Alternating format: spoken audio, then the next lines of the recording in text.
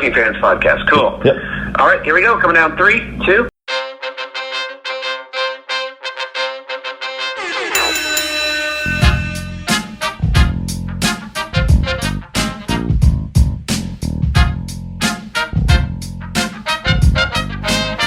Welcome back for another week of the Working Fans Podcast. This is AJ. I'm the former wrestler. We've got Dave, the ultimate fan, here with us. As we do every week, our producer Joe likes to make us sound good and makes us look way more professional than we actually are. As always, you can find us on Twitter, that's @FansWorking, Facebook, Working Fans Pod. We've got email where you can reach out to us and please contact us to let us know what you think of the podcast and for any ideas that you might have. That's workingfanswrestlingpod@gmail.com. We're on Instagram where you can keep up with us at workingfanswrestling_pod. And then you can now listen to us on all major platforms, including Anchor.fm. We're on Google Podcasts, Spotify, Breaker, Overcast, Pocket Casts, Radio Public, Apple Podcasts, and you can actually check us out on YouTube. Now, it's important when you go onto the Apple Podcasts and YouTube, hit that subscribe button, give us a rating, let us know what you think so you can help us out and we can continue to do what we love and bring you guys in as fans. Ladies and gentlemen, this is Mr. Anderson, and you are listening to the Working Fans Podcast. Hey everybody, it's the Working Fans Podcast. This is Dave, and today we got a very special guest, former Money in the Bank winner, former U.S. champion, former Impact Heavyweight champion, has his own wrestling school, Mr. Ken Anderson. Ken, how you doing? I'm great. How are you? I'm great, man. I'm great. Running around, you know how it goes. Got a little work today, so. Thanks for having me on. All right, let's just get, one thing about you that jumps off the page to me, first time I saw you with the microphone gimmick and everything, I just thought, man, this guy is super charismatic and comfortable. And usually I ask people what got him into wrestling or broke into wrestling, but with you, I'm kind of curious, were you just always a good talker? It was something I always sort of gravitated to.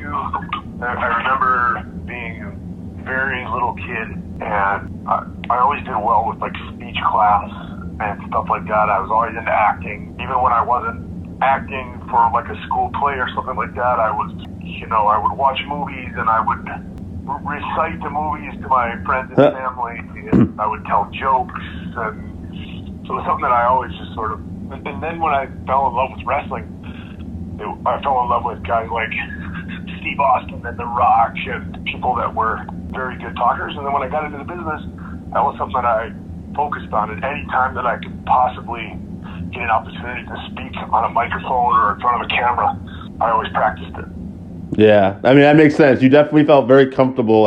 Even the first time I saw you in WWE, which, I mean, when you got to WWE, how many years had you been working? I've been working for about 6 years at that point. 6 years? Okay, so you've been a little bit, yeah. And it was I had done all these tryouts, or they're not really even tryouts. WWE doesn't technically have tryouts, but I get opportunities to go work as an extra every few months. And I did that for 5 years or so. And by the time I had my last one of those before I got hired, I remember I just felt like I had been in the business long enough, and I had enough stuff in my back pocket from promos that I had cut and the experiences that I had, that when I got there, I felt like, I the whole way there, the whole ride getting there, I just wanted to be there. Right. And then when I got there, I was actually glad that it had taken me so long because, I had a ton of experiences, both negative and positive, and those negatives helped mold me into the person, that you saw. Absolutely. I mean, I think that goes with life anyway, right? I mean, you take these negatives that we endure and you become a better person for it a lot of times. Yep. I don't know that he was necessarily the one that should get credit for this quote, but I've heard that people say Thomas Edison said, I know 200 ways not to make a light bulb. Yeah, and I tell people all the time, I have my own business, delivering bread, and I used to work in stores, and I've been a manager of people, and I always said, I learn more from making mistakes sometimes than actually doing well. I don't learn much from doing well, but when I screw up, I go, oh, okay, I remember not to do that again. Exactly. You have to. I mean, for the most part, every successful person out there, unless they're successful because they inherited a bunch of money from their family, and that's it, most of those people have had multiple failures, and they've tried and failed and tried and failed. Every time they fail, they grow closer to understanding what they need to do to not fail. Mm. And I would say timing has a lot to do with things sometimes in life, too. Totally. The timing, speaking of the timing issue, Dr. Tom used to say that luck is where preparation and opportunity meet. Right. And the harder you work, the luckier you seem to get. If you put yourself in positions and the more times you put yourself in those situations, and as long as you continue to prepare and you continue to try to better yourself, one of these days you will get an opportunity and you'll be in the right place at the right time, and then suddenly you're an overnight sensation, you're an overnight success, even though, like I said, it took me 6 years to get there. Right. I was actually there because I was doing a little research. It looked like, you can confirm this or not, like one of the big things that helped you was running into Paul Heyman. Like he was a big supporter of yours? He really was. And I had met Brock Lesnar on one of my little extra deals for the WWE, and we took a liking to each other. And he actually, because I live in Minnesota, and I lived in Minnesota at the time, he said, I want to get you in touch with Brad Rangan. So he sort of helped to connect those dots. Brad Rangan has trained, a ton of WWE, the Nasty Boys. He trained, had a hand in training Kurt Hennig. He had a hand in training Joe Hennig. Yeah, legit guy too. Yeah, right, exactly. He was an amateur wrestler that was supposed to go to the 1980 Olympics until President Carter boycotted the Olympics. But anyway, he connected those dots. So I went, and at that time I had been in the business for about 3 years, but I went there and sort of worked on polishing my craft a little more. And then, so when Paul Heyman saw me working in the ring one day at a Raw taping, he pulled me aside and said, I like what I see. Who trained you? And I said, Brad Rangan's trained me. Well, I said, first I got trained by 2 guys in Green Bay, and then I went to Brad's school, and he immediately lit up, and he was like, I love Brad. I know Brad. Obviously Brock was a Brad Rangan guy. Right. And, that sort of started a relationship between us. And I remember him pulling for me that day. He wanted me to get in the pre-tape room and do some promos. He wanted me to cut a babyface and a heel promo. And he actually sat down and worked with me for like 30 to 45 minutes on examples of what I can say and how I can portray it. This is what he's looking for. It ended up not happening because normally at Raw or SmackDown or pay-per-view, there's a million other things. There's all these moving parts, and it just didn't fit. There were other things more pressing. So I didn't do it, but we sort of kept in touch. And then when I finally did get hired by the WWE, and then about 5 or 6 months after they fired Jim Cornette, right, Paul Heyman came down, and then Paul immediately pulled me aside and said, I'm a fan of yours, I've been a fan of yours, we're going to do stuff. And he said, you're going to be on TV shortly. And then 5 weeks later, I was on TV. I was making my debut for SmackDown.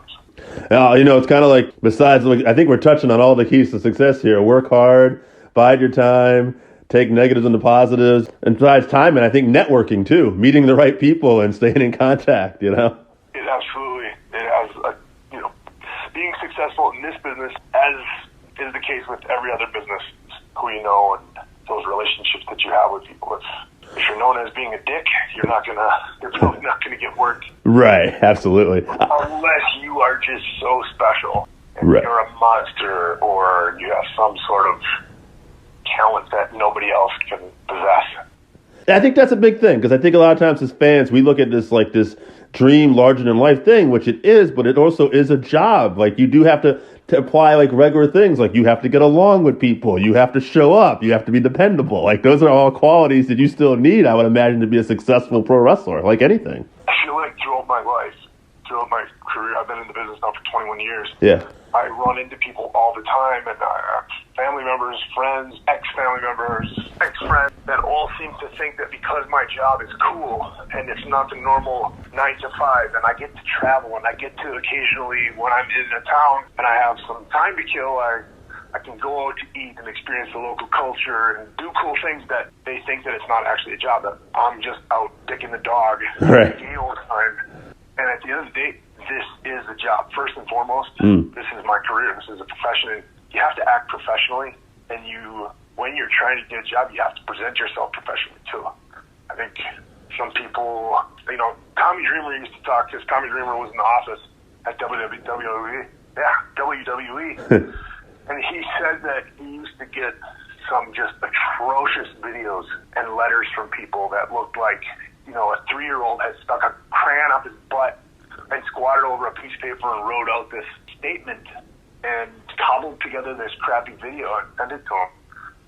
and was expecting to potentially get a sniff. Wow. It's just not the way it goes. No. One thing I was curious to ask you about, again, we're all human, and like you guys come off like larger than life, but like, this is your career, but it's also kind of a dream job, I imagine, too. And it's like you're meeting like a guy's like Vince McMahon. I got to imagine first time in is that intimidating or is that not you? Are you intimidated still a little bit by that? So I remember, do you know who Dick Marcinko is? No, I do not know that name, actually. So he was the leader or the developer of SEAL Team 6. Oh, okay.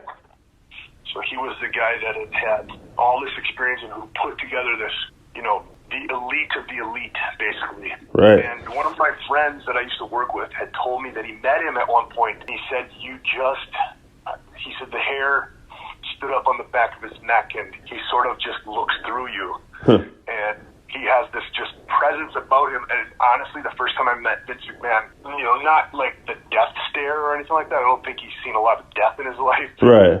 He hasn't done bad things to bad people, but it was that just sort of, this guy he's something else. Right. And I think that's the case with a lot of people who are uber successful. Mm-hmm. You meet The Rock, anybody who's ever met The Rock just oozes charisma out of every single pore. He just presents himself, he holds himself like, he's a larger than life human being. Yeah, they own the room.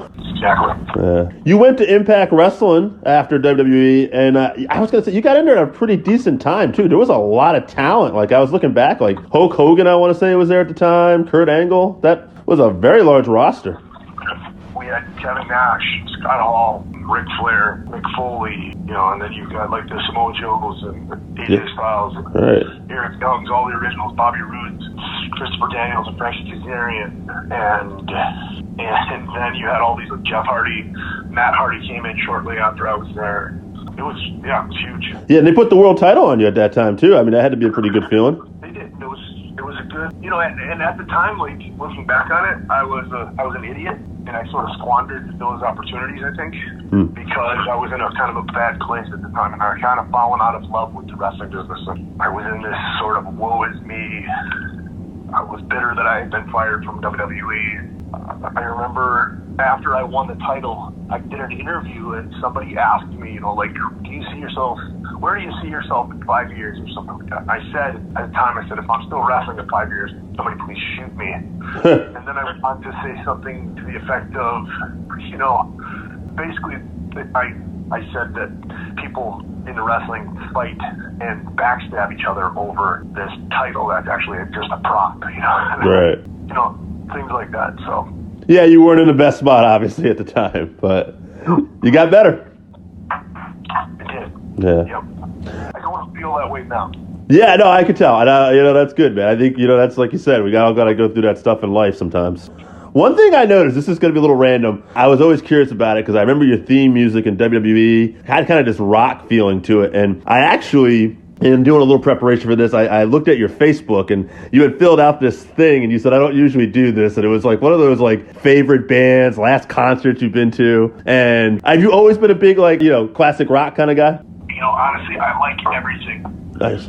I really do. I really like everything, but I guess 80s, 90s hair metal is my Guns N' Roses, Motley Crue, Ozzy Osbourne, Queensryche.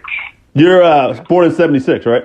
I was. Yeah, I am too. So that's why I took notice of that. So that's Yeah, but if you look at those concerts that I wrote down, I mean, it's a pretty eclectic. Yeah. Mix, so. I mean, you did have Beyonce in there, but you had mentioned that the wife was a fan, I believe. Oh yeah, Beyonce. She loves Beyonce. So yeah.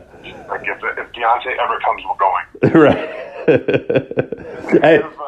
My radar, I have my feelers out there for Beyonce tickets when she comes around. What was it like? I meant to ask you this too. What was it like working with Hulk Hogan? How was that? It was amazing, and looking back on it, it was more amazing than I kind of realized at the time, I think. And again, I was in that sort of bad place. So at the time, it was just like, this is a job, like any other job.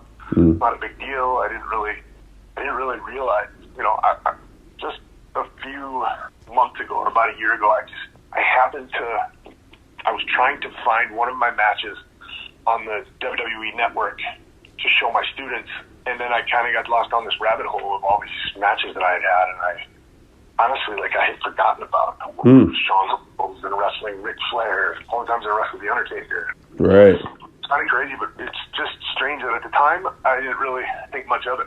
It's just a job. Yeah, right. You're in the moment, whether, like you said, you may be in a bad place. And yeah, you can certainly, as you get older and you look back, I'm sure you develop a definite appreciation for that, because how many people have done that, you know? Yeah, definitely. So now you're with NWA Power. I grew up wrestling fan. I love WWE. I was a Northeastern guy, but God, NWA was right there for me. Ric Flair, Dusty Rhodes. How's it feel to be working with the NWA and Billy Corgan and that group? It's pretty awesome, and I really love working for Billy and Dave. I've had good experiences across the board working with those guys in the past. One of my favorite things that I've ever done was work a program where Billy Corgan was basically in charge of creative on that, and so I'm really glad that the company is doing as well as it is right now, and that people are enjoying the product, and that people, I think having the 1 hour program leaves people wanting more, and that's a good place to be in. 100%. I will say, as a fan, NWA Power is right up there now. Like my favorite shows personally are NXT, it's wrestling heavy, and NWA Power. And another show I like is MLW. And one of the reasons why NWA and MLW is like they're about an hour long, easy to digest, fun show. I feel like for some reason in this day and age, you can't just go to a 2 hour movie anymore, or an hour and a half long movie. Everything has to be 2.5 hours, and it's exhausting to me. Right. And I say that knowing perfectly well that I will sit down and binge watch. Like, the latest one we watched on Netflix was You. I watched 8 episodes in a day. But just, I don't know. There's something, but I'm a firm believer in less is more. Yep. More is less. I wish that, I sort of feel like it's not just wrestling, it's just entertainment is really oversaturated right now. And just give people a taste of it. Let them want more. Don't always have to give them, we don't need 4 hours a week. Oh, yeah. One show, I don't think. No, I agree totally. Actually, a little off topic. I'm somewhat of a Star Wars nerd too, and The Mandalorian, which we like, it's a good show. It came out once a week, and I had younger friends, again, I'm 43, who were complaining, saying, "Oh, we got to wait a week to watch this?" And I'm like, I love that. Yeah. I long to the days that I remember I used to watch WWE Raw. Yeah. And at the time, it was like that was the only thing really on TV. I think there was Nitro was on. I didn't really watch Nitro at the time. But I remember something would happen at the end of Raw that would be a major cliffhanger, and you would like, no, what's going on? I remember seeing Austin going up the ramp after one of his successes, and Shawn Michaels came out and super kicked him on the top of the ramp. And you left like, oh my God, what's going to happen next week? And so all week we would go to work and we would talk about like what's going to happen next week. And then when they introduced SmackDown, I remember at the time at work, wrestling was just huge. I was a nuclear security officer, so we had to sit in a box for like 12 hours a night, and that's all we would do is phone each other and talk about wrestling and talk about other stuff. But then SmackDown came around, I remember a bunch of the guys just sort of falling off. Like, I can do Monday nights, but, my wife hates it when she already doesn't like it, and she's not going to let me watch 2 nights a week. So then they would start, and at the time the brands weren't split. The split wouldn't come for a really long time after that. So it was like, you'd watch Raw, and then if you didn't watch SmackDown, by the time Monday rolled around again, there had been a bunch of stuff that took place that you would sort of be in the dark about. I think a lot of people started falling off then. Yeah, I would agree. I mean, I think, it's just overkill. The Monday Night Wars were successful. They were awesome. They were competitive. But also that was the beginning of having a pay-per-view every month, too. That's another thing I've never been a big fan of. I mean, pay-per-views just sort of get watered down. And I remember being at WWE at the time, it was like we would do a pay-per-view, and then the next day we would already be like scrambling to decide what we were going to do, how we were going to promote the next pay-per-view. Because the next pay-per-view is a month or sometimes even less than that full month, Yeah. Yeah. I'm a big fan of the 4 pay-per-views a year. I think that gives you 3 months to really build storylines for the next one. Less is more again. Yeah, I agree. Sweet spot. I think UFC and MMA sometimes, I'm a fan of that too. And they have the same issue now too. There's a pay-per-view every month, and I wish it was just back to a big fight feeling. And wrestling has that big fight feeling too sometimes. And to me, like when you get that electricity in the air, there's just nothing better, and that's hard to do when you're doing it every month. However, it's not lost on me that, what do I know? I'm not a billionaire. Right. They're making money. Doing something right. It works. But. Well, we'll go over a couple more quick questions. I'll let you go soon. One thing I'm curious about, this day and age, obviously, maybe in the last 10 years, social media. I mean, how much are you using that now compared to, say, when you, were first in WWE? I got to imagine, you must use social media a lot more now. You have to. You just like it or leave it, or, love it or hate it. You have to have it nowadays. Yeah. So I hate having to constantly self-promote. I think it kind of pisses me off that we're in this age of, look at me. It's very narcissistic. There's, basically everybody's taking pictures of what cool stuff they're doing and shouting at the world, look at the cool stuff that I'm doing that you're not doing. Look at all the fun that I'm having without you. Yeah. And I know it's not all that, but it just kind of sucks that altruism has sort of gone out the window. If I give money to a homeless person on the street, I don't need to tweet about it. I don't need to tell somebody about it. Just do it. Right. But, I realize that stuff like that also raises awareness for other people to think, oh, I should probably do that too. So I get it, but, I'm torn. Yeah, no, I agree. I'm the same way. I mean, I think there's a lot of good that can come with it, but there's also I was telling somebody, you can probably relate to this too. When you're a kid, you insult somebody, or you get into a fight, or you pick on somebody, and you're going to have a reaction. You might feel bad. You might go, oh, I shouldn't do that. Nowadays, kids just type something online, social media, make fun of that kid, walk away, feel great. They're not learning any remorse. They're not learning anything. It's just it does create a toxic environment as well. It does, and I realize that it's not all that way, and there's a lot of positives out there, but I think there's a spotlight that shines on that negativity.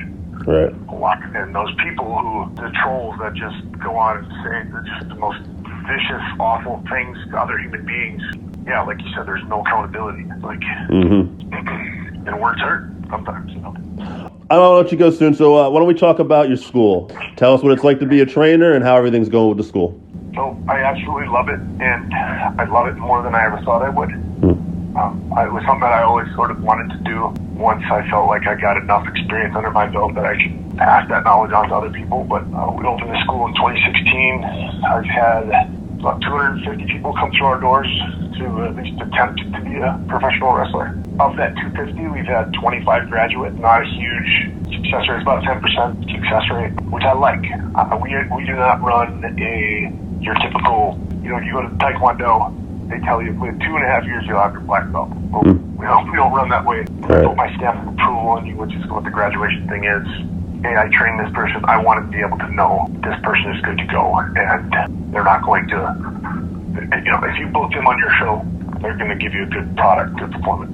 So, yeah, we train Monday through Thursday, 7 p.m. till class is usually from 7 to 9, 7 to 10, 7 to 11, it depends on the day. And then I give them open gym, so I allow them to just kind of hang out. They can watch tapes, they can talk to each other, be around like-minded people, cut promos, work on the stuff that we went over in class. And then, I can try to help them get in to the point where they can present themselves to promoters and try to get working. Right now, there's about 10 different promotions that run in the Twin Cities on a regular basis, so there's a ton of opportunity for guys to, when you're ready, just get out there and start working in front of a small crowd, but a live crowd.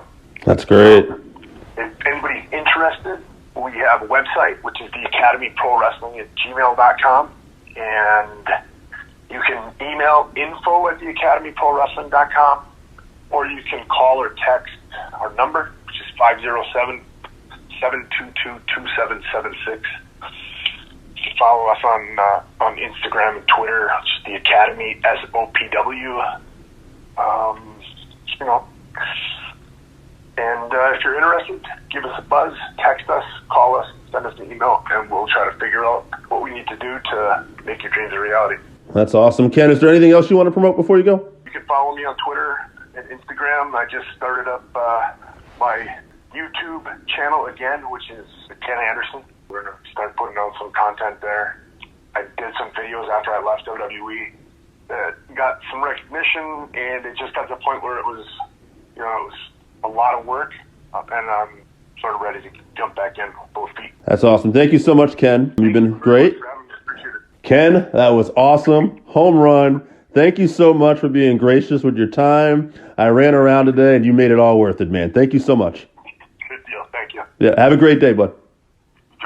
All right, so that wraps us up for this week. Thank you again for listening to the Working Fans Podcast. So as always, you can find us on Twitter at FansWorking. Our Facebook page is Working Fans Wrestling Pod. We have email where you can reach out to us and let us know what you think also. That's workingfanswrestlingpod@gmail.com. Follow us on Instagram, workingfanswrestling_pod. And then as always, please continue to listen to us on Anchor.fm, Google Podcasts, Spotify, Breaker, Overcast, Pocket Cast, Radio Public, all your major platforms. If you're following us on Apple Podcasts, which we are also on now, and YouTube, please make sure you subscribe and give us a 5-star rating. It helps us bring you these podcasts where we get to talk to you and talk with you every week.